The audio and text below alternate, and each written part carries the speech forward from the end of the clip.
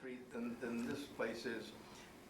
And it was 4 or 5 stories high, because people drove from one town to another. They put their horse up overnight. They had hitching barns in the back where they took care of their horses.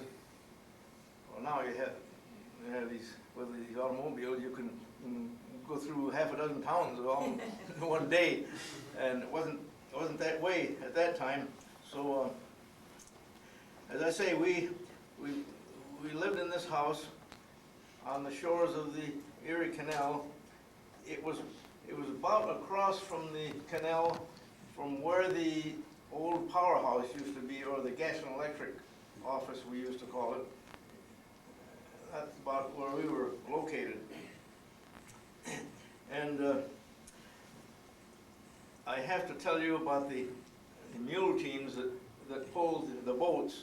They were in teams of 2 generally. When there were more boats than that, they probably had an extra team of horses, but they always had a team on reserve at the head of the boat that they were traveling in. And somewhere along the line, when the team that was pulling the boat was tired, they were put in this cabin. Well, first they took the fresh team out, and before they did that, they had a little gangplank that they put from the boat to the shore, and there was quite an incline there, and because of that, the driver had to hang onto the mule's tail so that he wouldn't slip and fall in the canal. Well, that to us kids was the funniest thing in the world, because we thought, suppose the mule should take it in his head to kick him, but he couldn't, because he'd lose his footing, you see, if he stepped back the way in the position that he was in, and so that never happened. But we laughed and we poked fun at the drivers who were all a hard-boiled lot, tobacco chewing, hard-boiled bunch of gentlemen. They'd swear at us, what the heck, did you ever see a horse before, or a mule before? They'd holler at us, and that didn't mean anything to us. That was funny to us, and that was all there was to it. So, going along, let's see, I kind of have to read this. Water Street in those days was, oh, I don't know, I'll just use a wild figure, it was probably 100 feet or yards to the south from where it is now, and it ends down below here where the Wayne Drugs has a storage there, and that's the end of Water Street. And the rest of the land there is wild. When they were digging the canal, they dumped dirt there, and that was just, nothing was ever done there. It's just a lot of wild growth there. And there were 4 or 5 houses in back of the Newark Hotel, and that's where we lived. And when the announcement came that the canal was going through here, this was about 1910, they said that they were going to either move or tear down all the houses on the route, which took this side of the south side of Van Buren Street and Water Street down as far as Pensy Railroad there, and then there weren't very many houses, but what houses there were had to be moved. And a lot of them are located in town. I can tell you where they were located 80 years ago. So at the end of, oh, I forgot to tell you, at the end of Water Street was a settlement of houses where the Daytons lived. Some of you might have known some Daytons. I remember Fred Dayton was a conductor on the old RS&E Electric Road, which you remember we went through there, and he lived down my way where I'm living now, and of course he's been a long time dead. And I knew he had 3 or 4 kids. One of them was in my grade in school, Sam, and young Dick. And then further down, there was just a path that got you there. Was a another little settlement. There were a couple of families there, Donahues. I bet they were Irish. Lived there, and I knew some of them. There was a couple of kids there, and let's see, farther down were, oh, the bridges. I'm talking about the bridges. The bridges were higher than the street level, and I figured that was because the boats had to clear them. You see, some of the boats were higher. I don't know, they had, once in a while they'd have a mast, that's what I thought it was, or a cabin that was higher, and they didn't want it to touch the bridge. So these bridges seemed to be about 7 or 8 feet higher than the level of Main Street, for instance, on the little old Main Street bridge. Then there was the East Avenue Bridge, and then there was another bridge down where the first lock was, and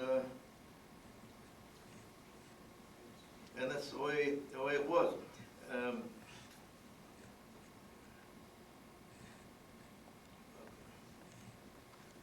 Let's see. We're talking about the locks here. The third lock was down where the paper mill used to be, Bloomer Brothers paper mill. That was the third lock. I don't know, you probably could tell me why they had 3 locks instead of 1. I figured that there was 3, the land levels went down, and the Barge Canal is a lot deeper, so they didn't need only one lock. Am I right? You don't have to answer that question.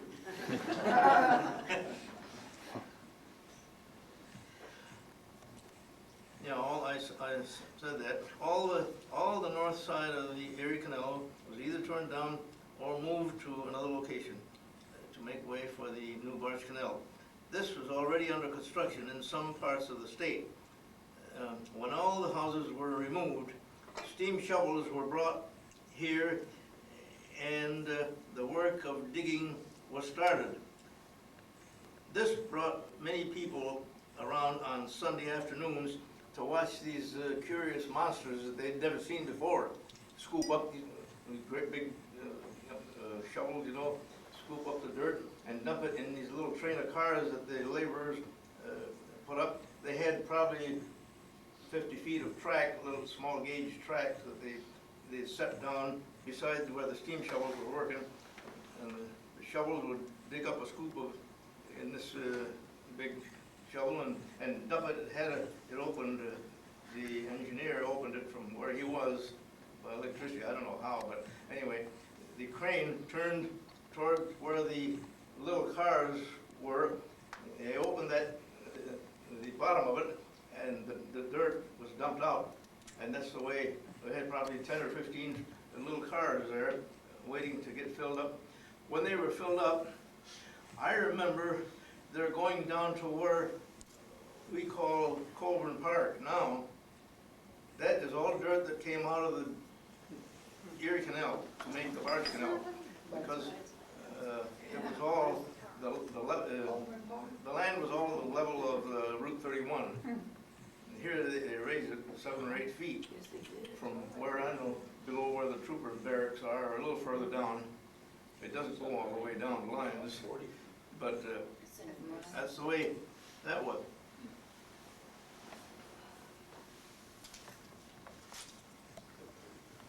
Won't be long now. These little trains of cars traveled on there, and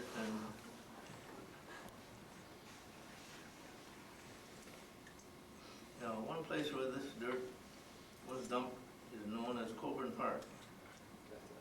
This covers an area about a 1/4 of a mile starting at Stansel Street. They call it Line Street, I don't know. This elevation was a height of 7 or 8 feet above the Route 31 or the street level. The canal was finished about 1914 or 15, and boats started to come through after that. Most of the boats were pulled by mule team, although there were some moved by steam or gasoline power. A familiar scene was, I told you about that, when the driver changed mule teams for a fresh team which was brought out of the boat and led the tired team down a gangplank into their cabin, into the boat cabin. Because of the plank had a little incline, the driver had to hang on to the tail and so on and so forth. And that to us kids seemed to be the funniest thing in the world, and we laughed, of course. The canal was emptied in winter with only about 2 feet of water. This would freeze easily in the winter, forming about a foot of ice that they skated on. The kids, all the kids in town, it seemed, skated on it, and the grown-ups, some grown-ups too. And there were a lot of them skating on that old canal, on Sundays especially. Regular skating rink. So the kids and many older skaters used it until the end of winter, when the spring would spoil the fun by melting the ice. The canal would fill up again in early spring. They said the water came from Lake Erie. Is that correct, or isn't it? The water that filled the Erie Canal came from Lake Erie and then Lake Erie, went back into Lake Erie, or go into the Hudson River. Anyway. Well, the original Erie probably the original area would have come from Lake Lake Erie, yeah. Yes. There was an aqueduct across Genesee River. Tennessee. This canal that comes from Tennessee. All about, at about the spot where the Dayton settlement was located, there was a spillway occurring on the canal about where there was a lumber company there. What they call it, Bartle Lumber Company. Does anybody remember that on West Main Street here? Well, it went under West Union Street, empty into the canal somewhere other, and it would come out on the north side of the canal over a spillway. Well, it was really, it looked like a wall to me, that it spilled over this wall and emptied 8 or 10 feet down to the next level, and this military brook continued on down under the West Shore track and circled around it. Eventually, it would come out in lines somewhere. They say it went into the Clyde River down there. I don't know where, but the military brook. Was that called Trout Run? Doesn't matter. Trout Run is up, it starts up, It came out, this Oh, brook sorry. crossed West Union Street, came out on the east side of Colosino Electric Building, empties into the canal, and so on. Water Street begins where the creek crosses the canal and runs up to North Main Street, ending at the north side of Newark Hotel. Well, then it makes a turn and comes out under the railroad. I remember there was an underground passage there that people used to use after they dried up. They did away with this underground. I don't know, they changed the route, or I don't know what they did. I'm not an engineer.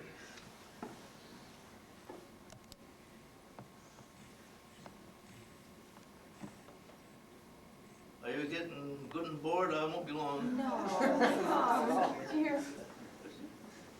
Where the crosses the canal. Continues on. And continues on as Van Buren Street,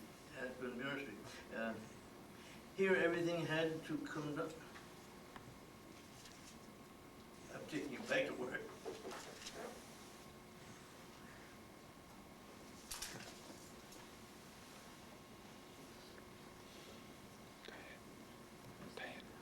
The New York Central and West Shore Railroad would get you to these places, but they didn't have as many trains. Oh, I started to tell you about these trolley cars.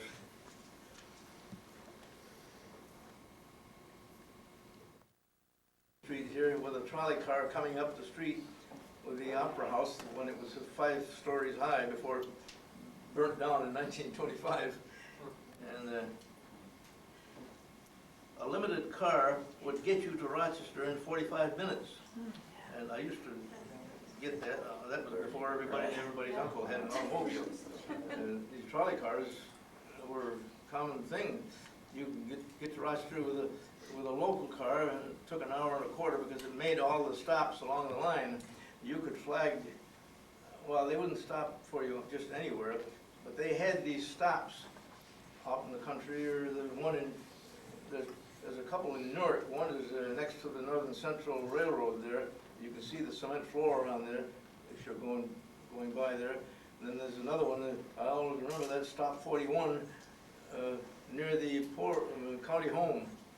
They used to call it 40 or 41. I don't know, but there were some girls that worked at Bloomer Brothers who used to go there, used to walk there from where they lived, and boarded the trolleys to come to Newark to work at Bloomer's.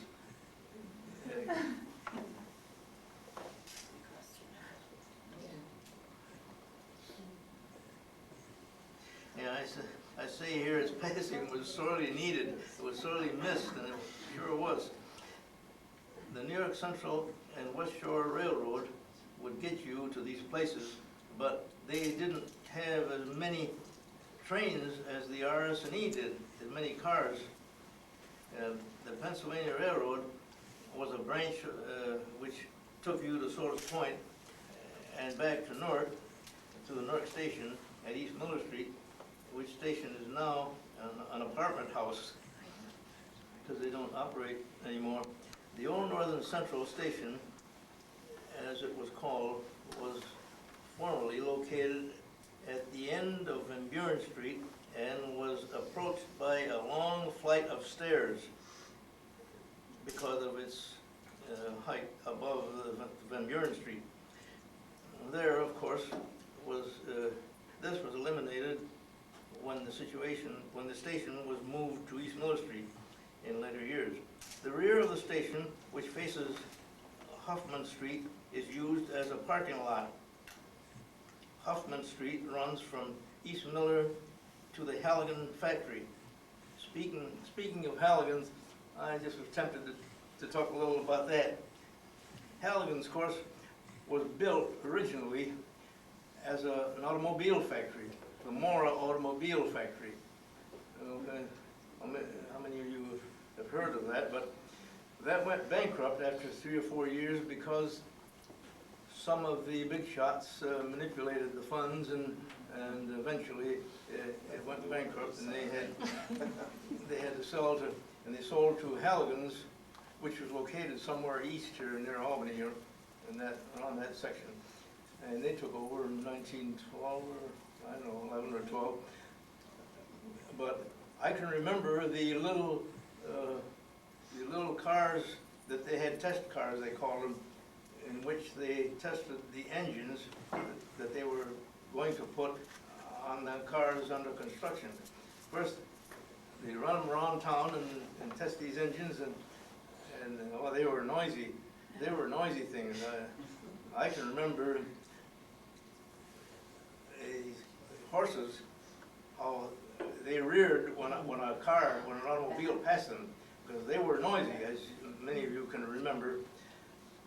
Now you don't know one. If you're walking along the road and the car is coming, you don't hear them unless they got a bad muffler or something like that. But otherwise, and I don't have much more to say there, and there were a lot of changes there. I remember one of the New York State governors stopping in that, they have a dock here on Van Buren Street. It was built for a dock, but there didn't very many boats stop there because, you see, the automobiles and the big trucks coming in to work, that put them out of business. But he stopped here and made a speech, and I don't know if it was the opening of a new canal or what it was. I think it was Franklin D. Was he in the early 20s? FDR? Yes, he was governor. Or was it the, yeah, I believe it was.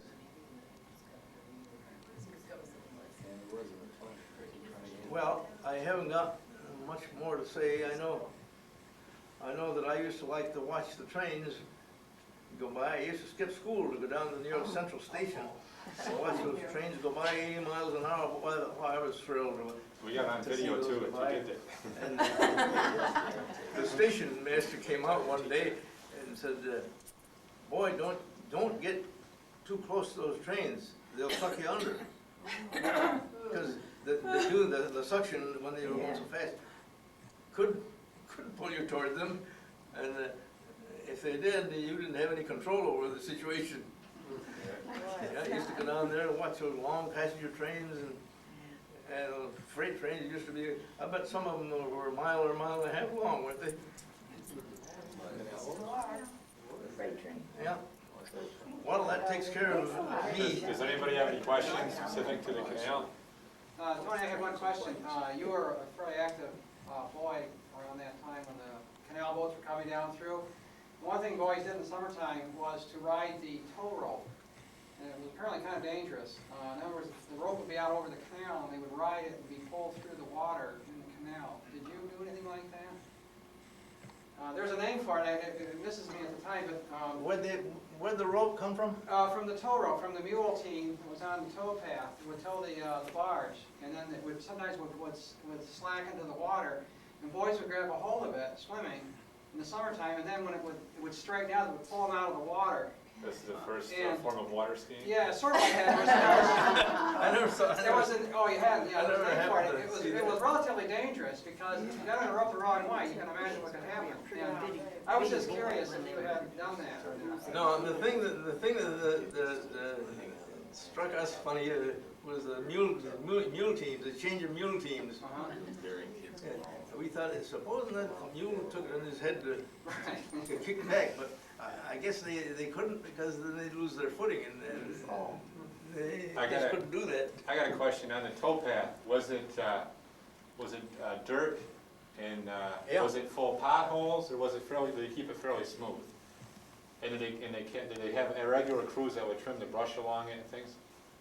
That was all dirt, yeah. Did they fill in potholes and things like that? You remember crews going along and taking care of maintenance? Well, I didn't take notice of that. I noticed that they used to have men come along and and mow there was a ridge of grass about that much that would grow out towards the water. It would get pretty long sometimes, and these state men would come along, or that worked for the canal, come along the side and mow it down. I have a question. Tony, how fast did the trolley car go? How fast would it Well, go? when they got out and kind of out of town, they went pretty fast, probably 60, 70 miles an hour, or maybe more. Yeah, well, they were electric. No, not the mules. They had these wires overhead.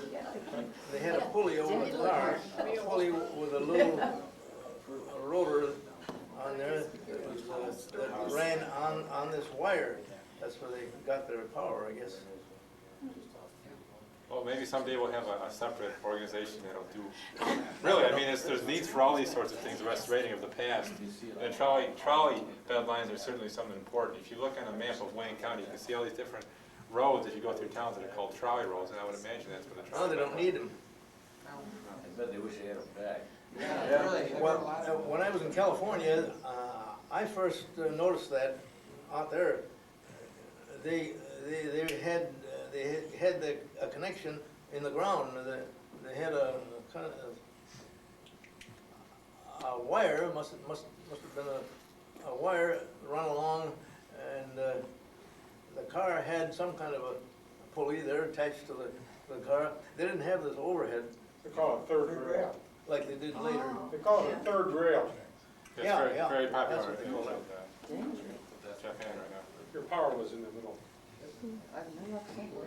That's probably gonna be what you'll see in the future, that we're going back to that. but at speeds of up to 200 miles an hour. Okay,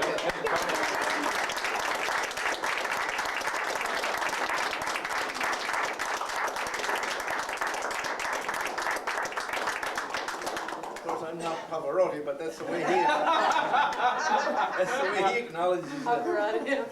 But I like Enrico Caruso better. I know he's good. Have you heard him? He's good, but Caruso had, he had more, his tones were more open or something.